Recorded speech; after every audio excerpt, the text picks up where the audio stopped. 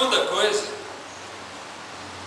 tão prática e tão difícil quanto a primeira, é: evite dar-se por ofendido. Tem gente que se ofende com muita facilidade, né? O pastor Israel, o pastor Israel é um bom pastor, né? É Israel. Tem gente que já falou meu nome errado. Pronto, já magoou. Olha a carne, né? Eu lembro do meu irmão, chegou com uma cachorrinha bonita, uma boxer. As irmãs foram para o culto na casa dela, culto das irmãs mesmo. Tipo, cachorrinha nova, bonitinha. Qual é o nome da cachorrinha? Luana. O meu irmão já fechou a cara. Ela pôs o nome da minha neta. A gente deve tomar cuidado com isso. Aconselho, evite colocar nome de animal, nome típico de gente, né? Nós fomos na casa de um irmão algum tempo atrás que o cachorro dele chamava Daniel. Nós temos o irmão Daniel aqui. Eu acho que ele não gostou muito. Mas tem outros. Agora nós temos 3 Daniels na igreja. O cachorro não, tá? Os 3 são ótimos irmãos. O cachorro não se converteu, apesar de eu ter ouvido a pregação também. Mas soou estranho aquele dia, né? O cachorro começou a latir. Daniel! Acho que os irmãos não gostaram. Você pode evitar isso, mas também não é coisa de você ficar ofendido, né? Magoado com o irmão por causa daquilo.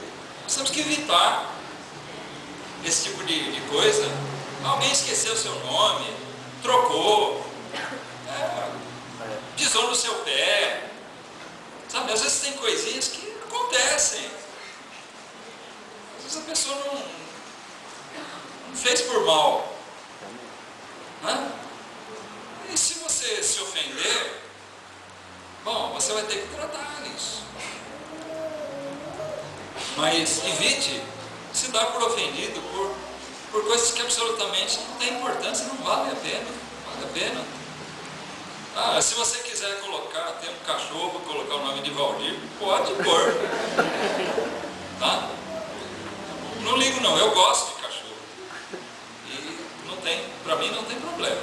Outros Valdir podem não gostar, mas eu não ligo. Mas tem uma coisa, irmãos, eventualmente essas coisas podem acontecer, tá certo? Por mais que eu me esforce em não ofender alguém, eu sei que eu vou acabar ofendendo alguém, vez ou outra. Eu já fiz isso, né? Não deliberadamente. Sinceramente, não lembro de ofender alguém assim. Eu vou fazer para ofender mesmo. Já devo ter feito, mas não lembro. Mas muitas vezes nós fazemos sem querer. E quando isso acontecer, foi sem querer, mas ofendeu. Vai ter que ser tratado. A gente pode evitar se dar por ofendido, mas vez ou outra também isso vai acontecer. É inevitável. Eu já me ofendi com coisas. Coisas que me disseram, fizeram comigo. Muitas vezes. Eventualmente isso vai acontecer. Mas quando acontece nós precisamos tratar. Agora existe um problema. Quando uma dessas coisas, ou as duas, começam a acontecer com alguma frequência, isso é um forte sinal.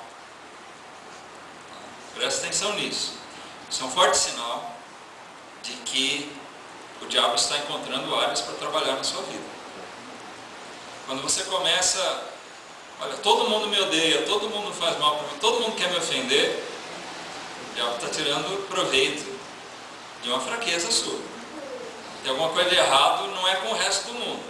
O resto do mundo tem problema mesmo, mas tem alguma coisa de errado com você. Então toma cuidado com isso.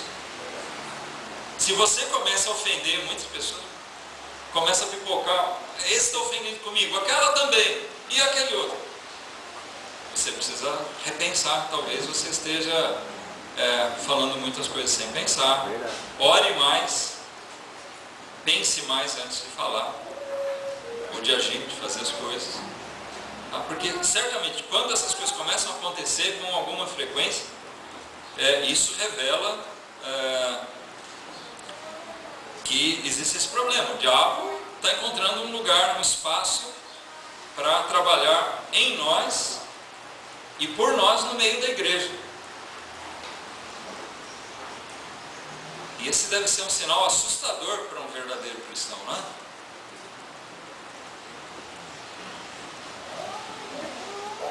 Mas, sendo bastante francos, nós temos que convir que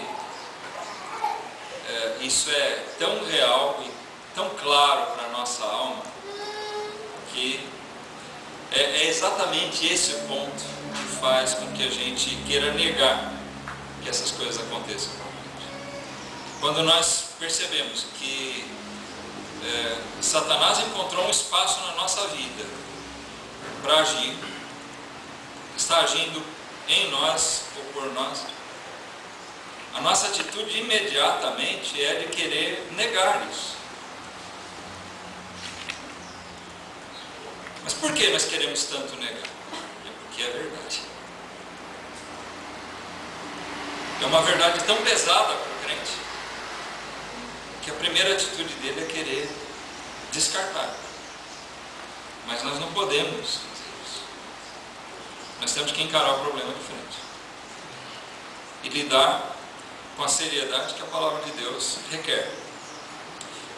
Já na lei, lá em Levítico, capítulo 19, nós encontramos uma passagem, mas que isso era previsto ocorrer lá entre o povo de Israel. Levítico capítulo 19, o Salmo 133 que nós lemos, ele fala dentro desse contexto de irmãos, não necessariamente irmãos em igreja. Vamos lembrar que quando o Salmo 133 foi escrito, a igreja ainda não existia.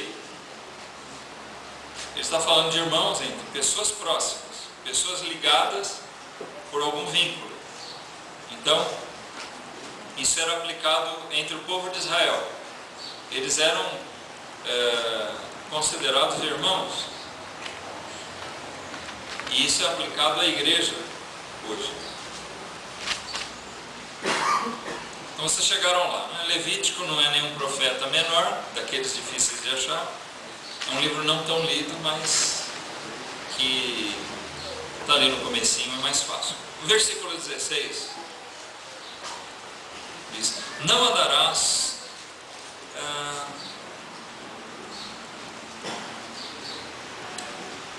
tá, 17, vai.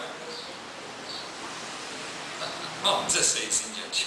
Não andarás como mexeriqueiro entre o teu povo, não te porás contra o sangue do teu próximo.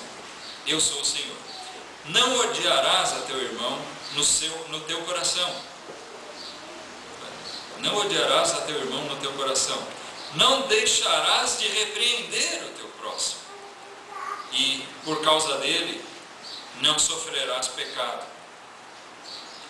Não te vingarás, nem guardarás ira contra os filhos do teu povo, mas amarás o teu próximo como a ti mesmo.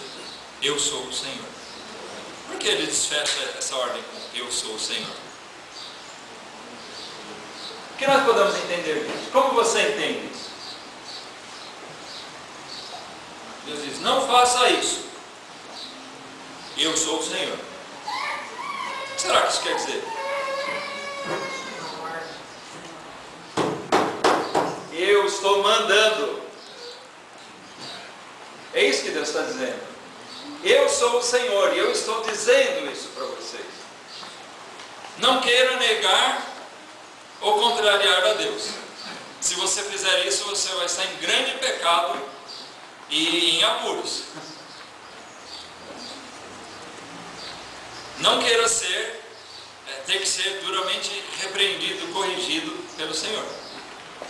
Não brinque com Ele. Ele é um pai amoroso, mas é um pai tão amoroso que Ele corrige os seus filhos. E Ele diz aqui, olha, não propague fofoca, não seja mexeriqueiro no meio do teu povo, não odeie o seu irmão, não carregue mágoa contra o seu irmão. Mas Ele prevê aqui que vai haver ofensas. E Ele diz, você não deve odiar o teu irmão no teu coração, mas não deve também deixar de repreender ele. Tá certo? Não odiarás teu irmão no teu coração, não deixarás de repreender o teu próximo. E mais, por causa dele não sofrerás pecado. Ou seja, se você reter isso em você, você vai estar sofrendo o pecado. Ou seja, você vai estar sendo acometido do pecado. Você vai estar em pecado. E de repente a situação do ofendido se torna pior do que a do ofensor. Por quê? O ofensor talvez, ele ofendeu mesmo, mas não teve dolo, né? Não teve a intenção de ofender. Mas o ofendido, ele se coloca numa situação tão rebelde que ele acaba pecando inúmeras vezes e com mais intensidade e mais gravidade do que aquela ofensa. Deus diz, eu sou o Senhor. Deus, né? Eu, o Senhor, estou dizendo, não odeie teu irmão no teu coração. Nós não podemos carregar rancores, ódios, mágoas contra nossos irmãos no nosso coração, irmãos. Eu sou o Senhor e estou dizendo para você, repreenda. Note, eu estou parafraseando o que o versículo está dizendo. Deus disse isso. Eu sou o Senhor, estou dizendo, repreenda o teu irmão. Vai falar com ele. É baseado nessa parte da lei aqui que Jesus traça o seu ensinamento lá no Novo Testamento, em Mateus, que nós vamos chegar lá. Tá? E ele diz então, faça isso, repreenda, não se deixe ser acometido de pecado em razão dessas coisas. A lei ordenava que o povo de Deus não deveria carregar em seu coração algum ódio contra seu irmão, mas também não deveria deixar de repreendê-lo quando fosse ofendido por ele.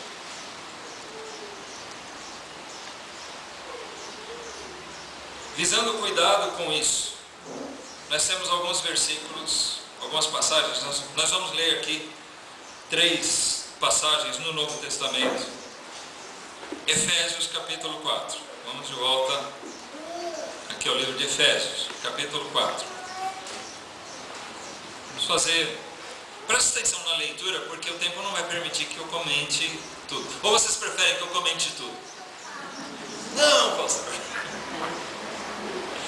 Não vou comentar todas as coisas, mas preste atenção bastante na leitura. Eu só vou procurar enfatizar algum detalhe aqui, tá? Versículos 1 a 3 de Efésios 4.